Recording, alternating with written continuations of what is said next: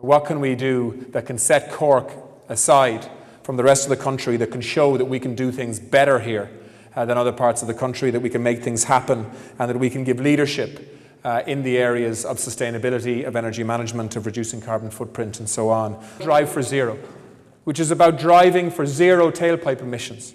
It's about zero fuel cost.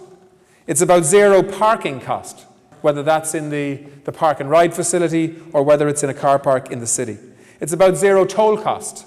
If you happen to live in Watergrass Hill or Fermoy and you're coming into work and you pay a toll coming in and going home every day, you can now do it for free for the next year if you have an EV. It's about zero installation cost. If you buy a car, Jerry and his team in ESB will fit the charging point in your house for free. And it's also about the kind of financial packages that you will get from both banks and car manufacturers today around zero deposit. Linked to this project, you will see a whole series of really sharply put together finance packages giving you lots of different options, which I think will be very, very persuasive when people are looking at whether they want to replace their car. So Drive4Zero is about all of those things. It's also, though, about going beyond, and this is for those of you who are interested in the environment and energy management. It's also about going beyond transport. We need to find ways of reducing the emissions from sectors like transport, where there is a significant potential to reduce emissions dramatically over a relatively short space of time, in my view.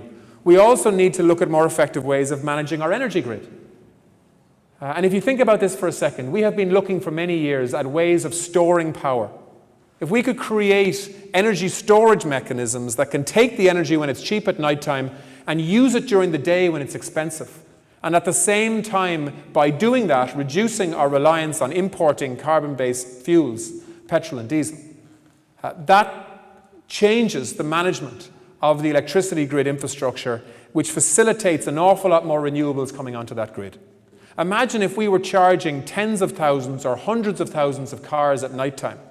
It totally changes the demand and supply curve around when energy is produced and when it's needed. So for lots of reasons, this is the right way to go, but I think the most persuasive argument will be for families to say to them, you know, forget about the cost of petrol and diesel into the future. You can now drive for free.